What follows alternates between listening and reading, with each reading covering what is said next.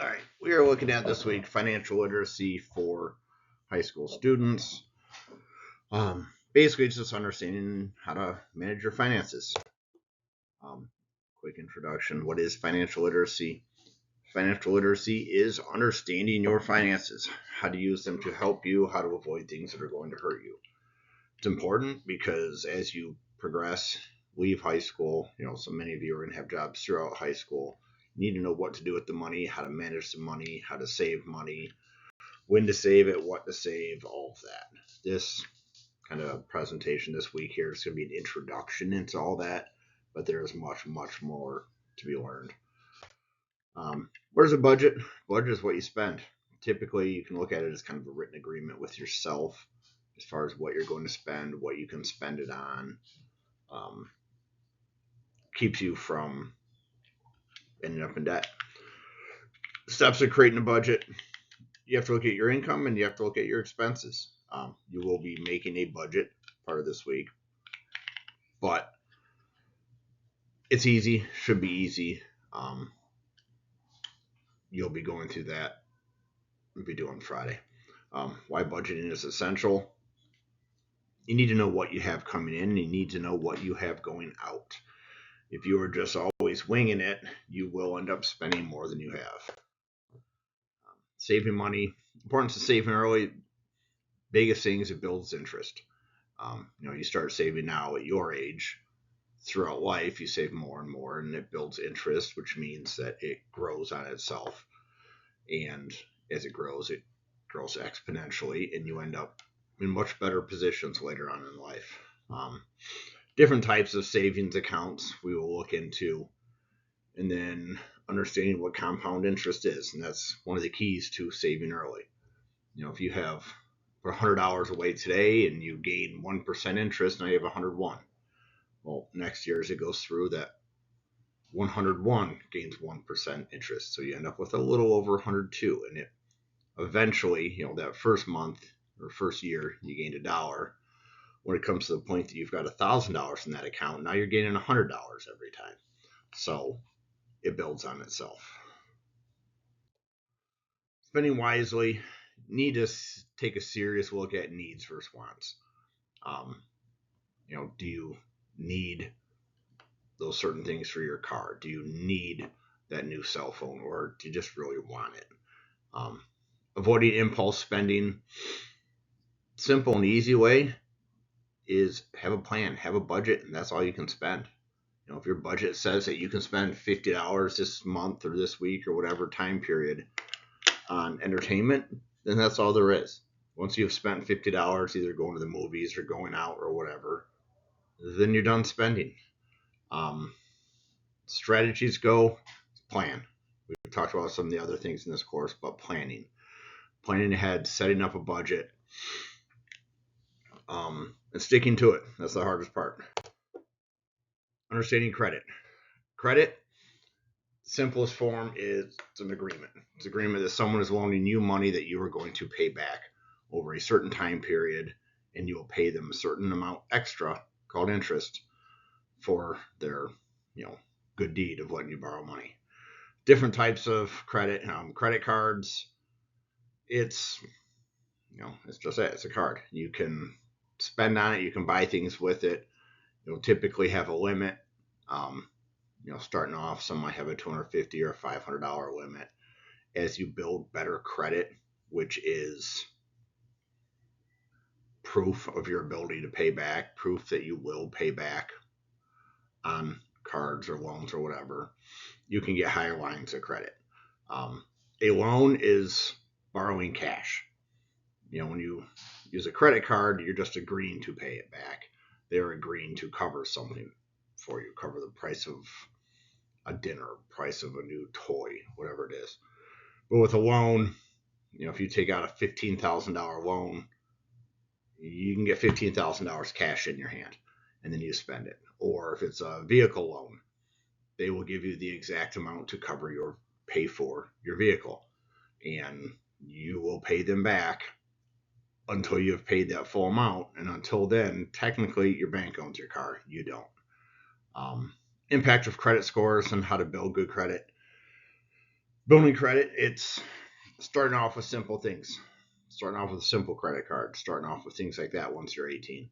Um, you need a credit score or you will not be able to purchase a new vehicle. You will not be able to do anything on credit. You'll have to have cash for everything you do.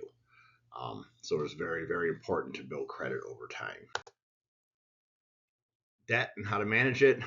Debt is owing somebody some amount of money. You can have good debt, you can have bad debt. If you purchase a home, you can afford your payments and your home is building value over time. That's good debt that, at some point is going to pay off in the long run. Bad debt, credit cards.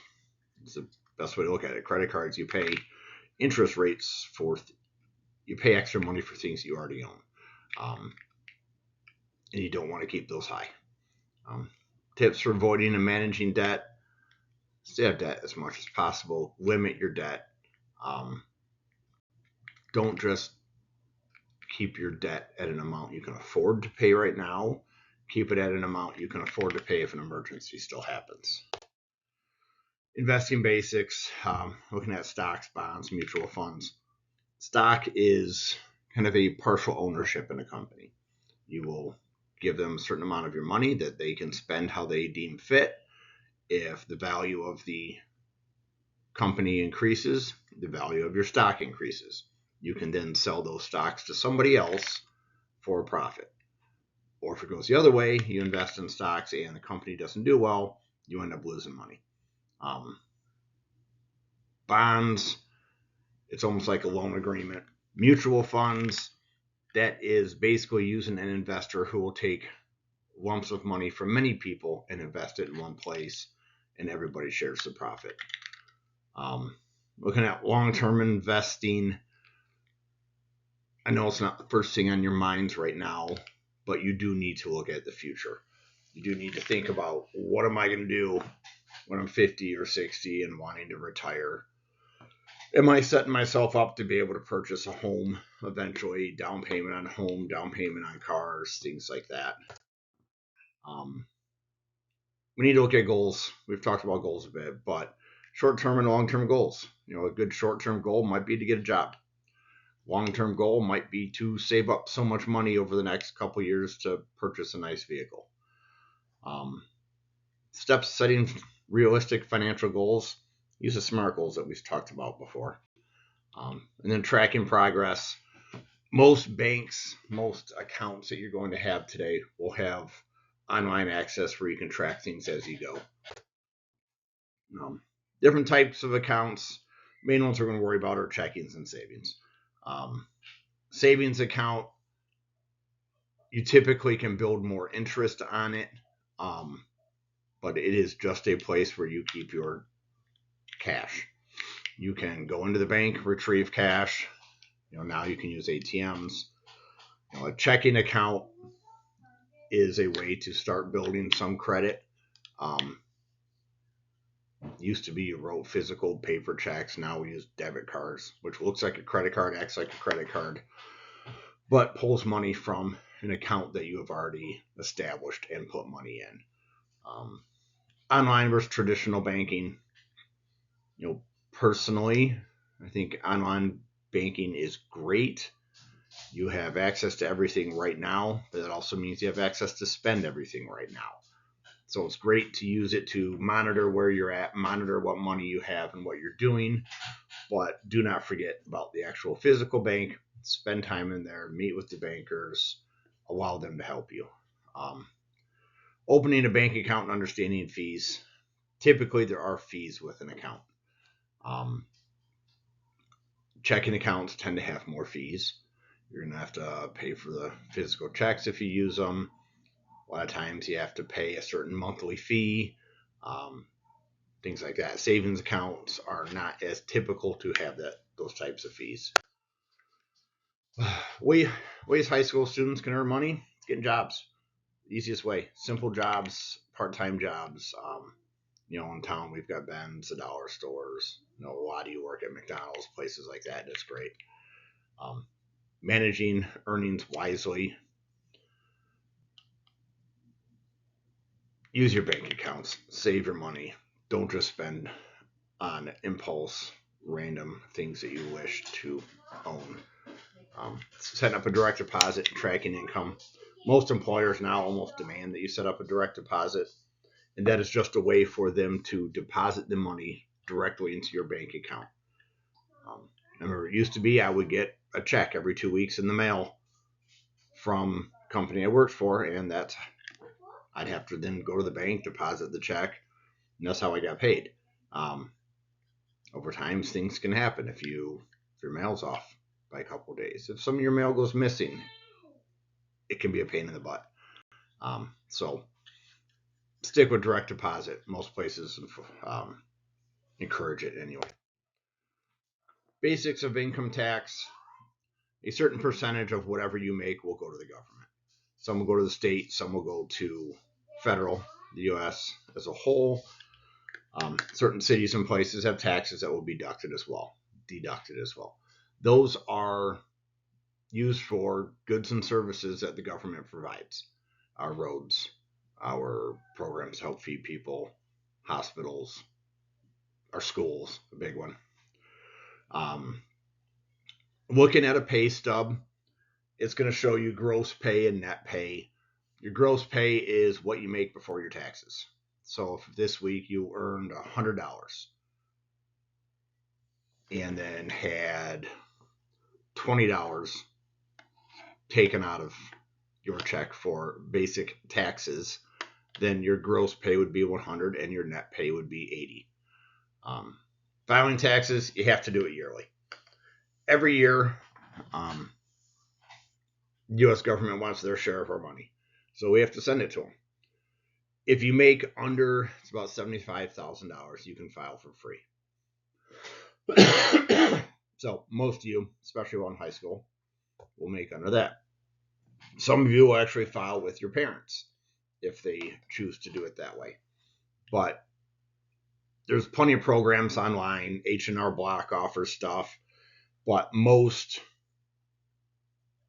even H&R Block offers it, but most of you can file for free. You don't have to pay somebody to do it for you. And with most of the computer programs, it walks you through it step by step. And it will just ask you, what number is listed on line 1A of your W-2 tax form, and walks you right through it. Protecting your money, avoiding scams and fraud. If anything seems too good to be true, it is. At the same time, if somebody calls you threatening that you owe money and you better pay now, or they're sending somebody to arrest you, they're not. It's not how it works. Protecting your personal information. Don't just throw credit card numbers around. Don't throw your personal information and your social security around. With that, somebody can take out credit in your name, get a bunch of money, and not pay on it. And now you owe whatever they took out. Big one that we see now is people's credit card information getting leaked online. You make purchases at places that don't have sufficient IT security, and you could end up exposing yourself to fraud. People will hack into their databases, get your information because you used a card to pay, and now I've had it happen. I had somebody in Brooklyn buying hundreds of dollars worth of candy with my debit card. It happens. Stay on top of your banking, especially online banking, where you can view and see what you're doing and what's going on with your account, so you can notice right away with, hey, I didn't make that purchase. Safeguarding financial accounts. Talk to your banks. See what they actually offer for you. In the instance I just told you about, my bank caught it before I even did. Right away I got a text and a phone call from the bank that your card seems to be, being used somewhere that doesn't make sense. They flagged it as fraudulent and asked me if it was me using it. And I said no. They were not able to deny the charges to the person, but they fought it, and they refunded me all the money. So it did not hurt me in any way. So speak with your banks, see what they can offer to help you. Resources for more websites and apps for improving financial literacy. That's going to be tied to one of your assignments as well. You're going to look at that stuff, and then different tools for saving and investing. Finally, as far as a recap, I encourage you to look through this more than once. Ideally, you're going to do your best to earn money, do your best to save money, and not get caught up in anything stupid. Start practicing things today.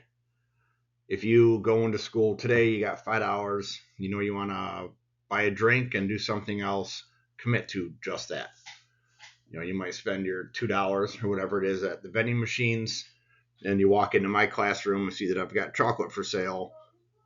You're going to look at that and say, nope, I decided I'm only spending money at the vending machine. I'm not spending extra money, and avoid it. So that's the basics. We're going to attach some assignments to you for the week. Again, if you have any questions, need any help, let me know.